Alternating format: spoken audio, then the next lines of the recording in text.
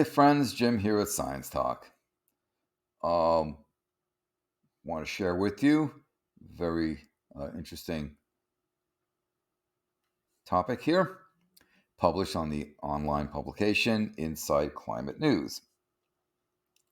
Tiny soot particles from fossil fuel combustion kill thousands annually. Activists now want Biden to impose tougher standards. The soot, known as PM 2.5, has been linked to cardiac arrest, asthma attacks, premature deaths from a range of cardiovascular and breathing disorders. So, what's we have going on here? First of all, here is a U.S. Steel Edgar Thompson Works, North Braddock, Pennsylvania. You can see lots of the discharges here. This looks like background hillside here, but you can see all the transmission line. Then you can see the emissions coming out of the smokestacks.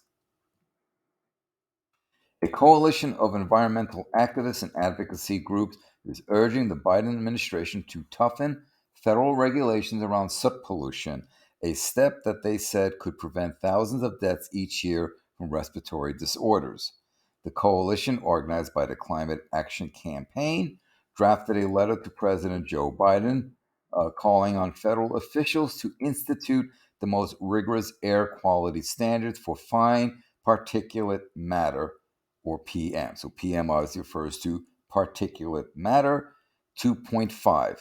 2.5 basically denotes particles that are smaller than 2.5 microns. Now, a micron is 10 to the minus 6 meters. So, 1 million microns in a meter.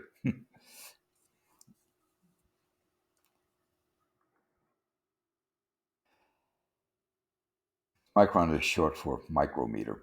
Anyway, so the current standard for particulate matter from soot pollution is 12 micrograms per cubic meter of air as an annual average. The advocacy groups is asking Biden to toughen that standard to 8 micrograms per cubic meter, basically a 33% reduction. Soot pollution has been linked to cardiac arrest, asthma attacks, premature deaths from a range of cardiovascular and breathing disorders, as stated in the above subtitle. Most particulate matter is generated by vehicle exhaust, emissions from power plants, and other industrial operations. Each day that passes without updated limits is another day that millions of Americans are exposed to unhealthy, potentially dangerous levels of soot pollution. And this letter was signed by more than 150 environmental groups from across the U.S. The advocates cited a study released earlier this year by the Environmental Defense Fund, which found that as many as 19,600 deaths each year that are attributed to the harms of particulate matter could be avoided. Margie Alt, campaign director of the Climate Action Campaign, noted that the federal standards on soot pollution has not been updated since 2012. So that's 10 years. And that over the past decade, scientists have learned more about the potential adverse health effects related to particulate matter. We know the science is better. We know the technology is better. All said. We know that exposure to soot leads to increased mortality, leads to more hospitalizations, more visits to the emergency room. Asthma is the most obvious disease that's triggered by it, but it can also trigger heart attacks and strokes and Parkinson's, as well as COPD, chronic obstructive pulmonary disease, and risk for preterm births and infant mortality. Parkinson's is interesting. All said, strengthening the standard for soot pollution is part of a broader campaign undertaken by our organization to ensure the emissions overall are reduced by at least half by the end of the decade. Tightening the standards for soot pollution is a significant part of that effort. It is essential to all Americans, to our health, to the health of the planet, and the U.S. role in the world when it comes to climate.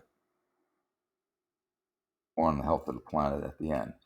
Paul Billings, National Senior Vice President of Public Policy for the American Lung Association, said that the establishment of new standards at the federal level would set in motion a series of steps that would prompt states to identify communities that have excessive pollution levels.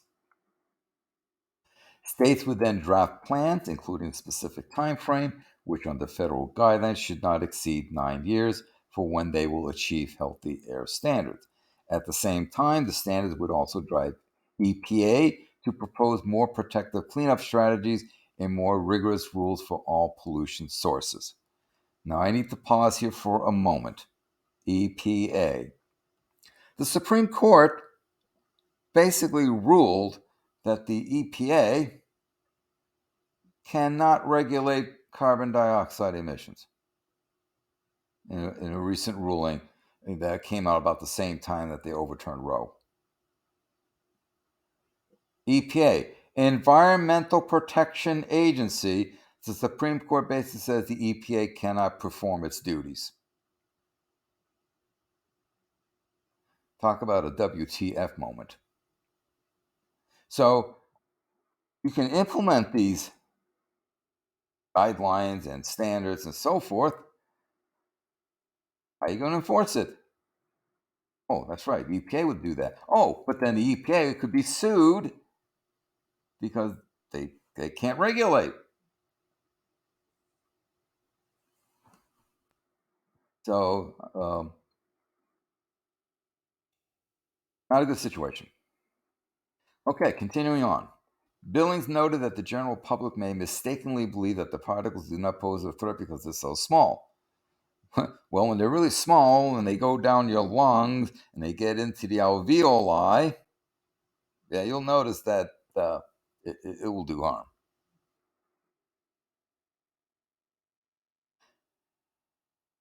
These small particles get past the body's natural defense mechanisms. The big particles, they get caught in the nose, the mouth, you cough them out, or you make boogers.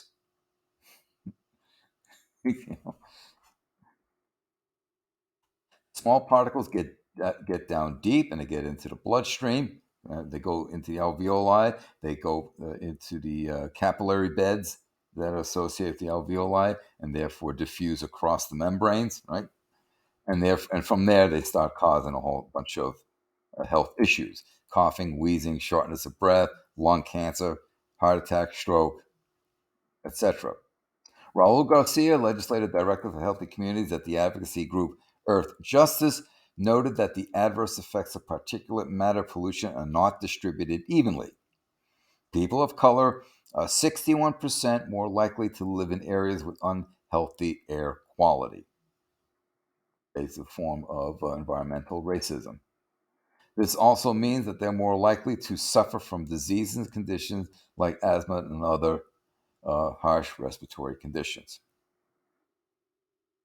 Garfield Clooney, president of the National Medical Association, the nation's oldest group for black physicians, said during a news conference that the benefits of tougher soot pollution standard are critically important to addressing health equity in this country, not just for people of color, but for everyone. Garcia noted federal officials had been expected to rule as early as Monday. So let's see, this was published November 17th. So the ruling should have basically occurred by now.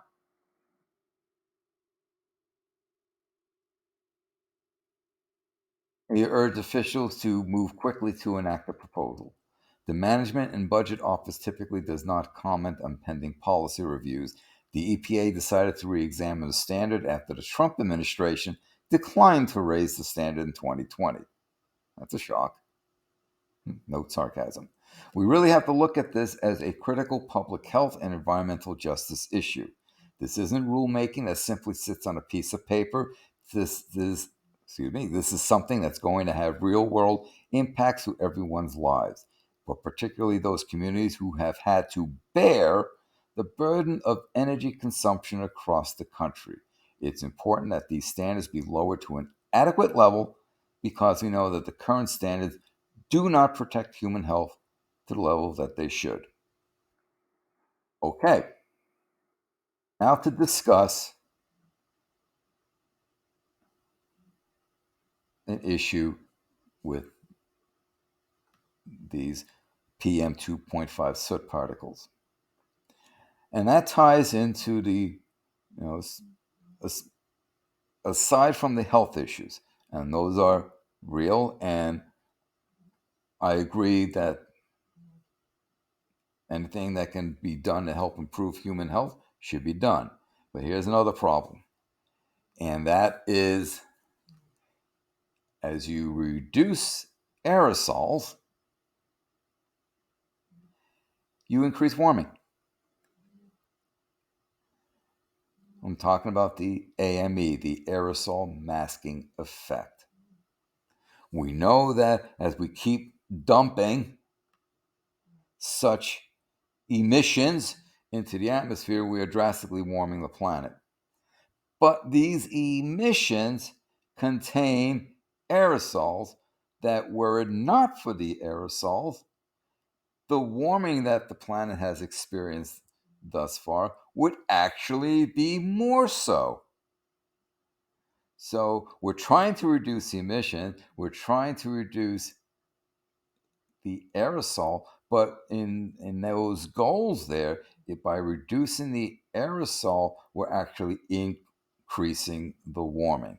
Studies are showing this. Guy McPherson has discussed this relentlessly.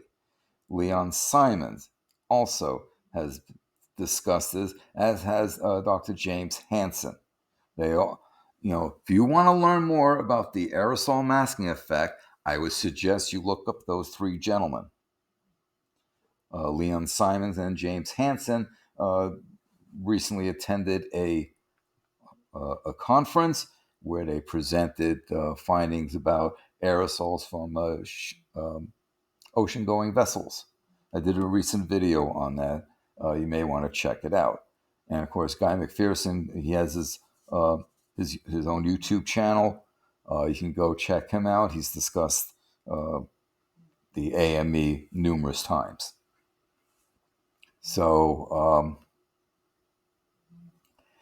we're kind of in a damn we do, damn we don't when it comes to the climate.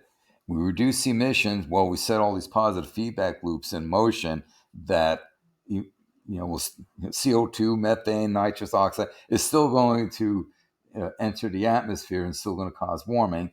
And then reducing emissions, right? We're removing the aerosol masking effect so that the warming will still continue. So we're screwed either way, basically. But I understand where they're coming from. We want to have people be healthier. So we'll see what the Biden administration decides, if anything. Thank you for your time.